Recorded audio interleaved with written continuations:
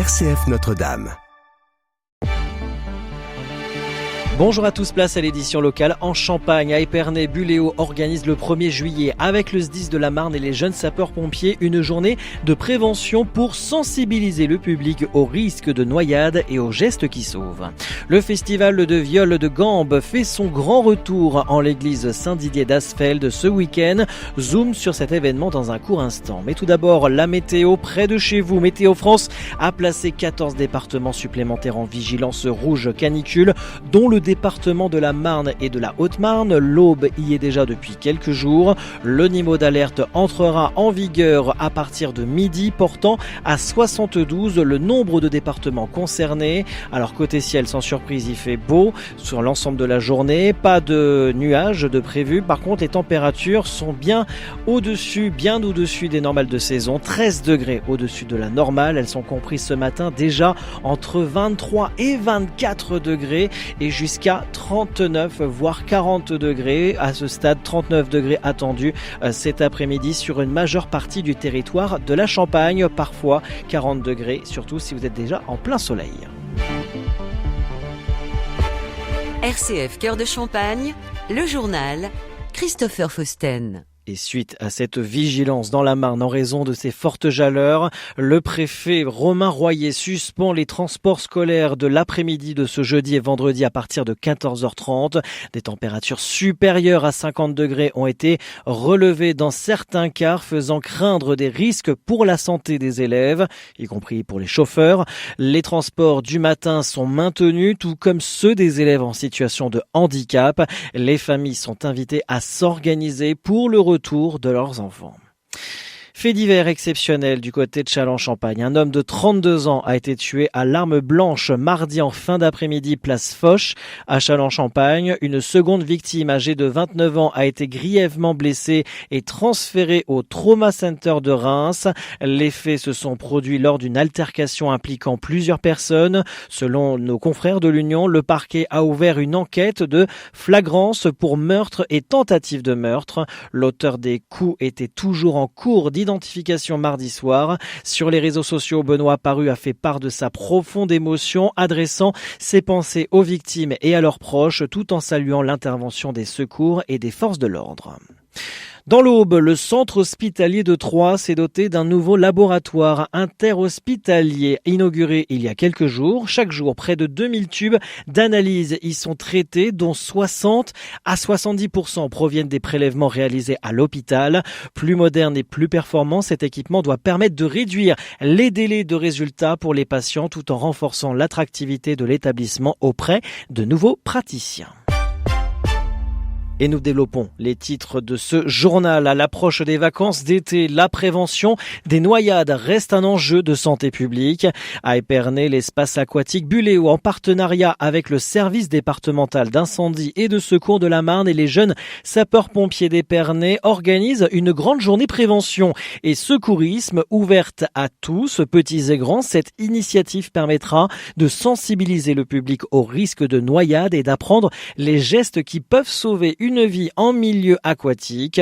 Un enjeu majeur, comme le souligne Nicolas Collin, vice-président en charge des espaces aquatiques à Épernay, Aglo-Champagne. Aujourd'hui, ça représente beaucoup de noyés en France. On le voit encore ce week-end où les derniers chiffres, c'est une quarantaine de noyés sur le week-end. On a aussi 20% des Français qui ne savent pas nager aujourd'hui en France. C'est un chiffre qui est quand même important. Et par des gestes simples, en fait, nous on pense qu'on peut limiter un petit peu ce nombre de décès. C'est important pour nous aujourd'hui, en collaboration avec les pompiers, avec nos maîtres nageurs, de pouvoir montrer aux gens en fait les premiers gestes, comment sortir une personne de l'eau, par exemple. Donc ça va être mis en place par les maîtres nageurs sauveteurs qui vont montrer par des ateliers avec mannequins, des bénévoles qui joueront le jeu avec des démonstrations. Donc comment sortir une personne de l'eau correctement, et ensuite il y aura le relais par les pompiers qui viendront montrer les premiers gestes de secours, mais aussi expliquer comment donner les bonnes indications en appelant les secours. Parce que souvent dans la panique on peut vite donner de fausses indications et faire perdre du temps à l'arrivée des secours. Il y aura aussi beaucoup de prévention faite par les pompiers, parce qu'on a vu que là,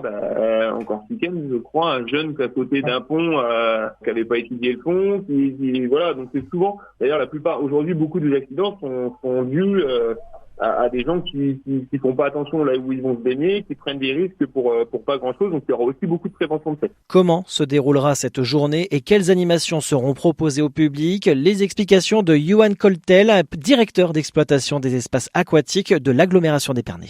Nous avons mobilisé les maîtres nageurs et le personnel autour de cet événement. Il n'y aura pas, c'est un événement qui s'acquitte d'une entrée, il n'y aura pas de surcoût supplémentaire pour l'usager. Entrée classique, abonnement classique. Il y aura 5 stands de pompiers avec les jeunes pompiers, le SDIS de la Marne. 2 stands aquatiques. On a de la chance d'avoir 6 bassins, on a une grande structure. Donc on va pouvoir vraiment accueillir tout le monde autour de cet événement. Des propos recueillis par RCF Cœur de Champagne a noté que les noyades demeurent la première cause de mortalité accidentelle chez les moins de 25 ans. La journée prévention et secourisme se tiendra donc le mercredi 1er juillet de 10h à midi, puis de 15h à 18h à Buléo du côté d'Épernay. Le festival de viol de gambe fait son retour, Lisa Girard. À Asfeld, cet instrument médiéval, aussi surprenant soit-il, saura vous guider dans l'église Saint-Didier d'Asfeld. Durant le week-end estival du 27 juin au 28 juin, vous pourrez rencontrer des musiciens, des chefs d'orchestre ou encore des amateurs de musique classique. Ils vous accompagneront pour des concerts, des conférences, des démonstrations de lutherie, mais aussi des animations diverses et variées. Jean-Louis Charbonnier, directeur artistique de l'événement, nous en dit plus. C'est un instrument qui a vécu 3 siècles et a apparu à la fin du XVe siècle. C'est la transformation d'une guitare à 6 cordes avec des cases pour mettre les doigts pour jouer les notes en le jouant avec un archet. À la fin de l'époque du Moyen-Âge, donc début de la Renaissance, on va inventer une effervescence littéraire, architecturale et donc musicale. Et donc quelqu'un a eu l'idée d'inventer cet instrument nouveau, moderne, qui est la viole de gambe. C'est-à-dire c'est un instrument dont on frotte les cordes de la guitare avec l'archet, donc il faut transformer un petit peu l'instrument. Et au XVIe siècle, les Italiens vont mettre cet instrument entre les jambes, d'où son nom, viola da gamba, qu'on traduit facilement en viol de jambe, c'est-à-dire l'instrument qui se tient entre les jambes. Mais au XVIIIe siècle, elle n'arrive pas à s'adapter, donc va disparaître. Et de nos jours, eh bien, comme on aime notre patrimoine, comme on restaure les cathédrales, comme on fait des musées pour les tableaux, eh bien, la viole de gambe va réapparaître pour pouvoir jouer tout cet immense répertoire qu'a la viole de gambe pendant 3 siècles. Ce qui nous a fait imaginer ce festival en 2002, je suis venu voir le lieu et j'ai rencontré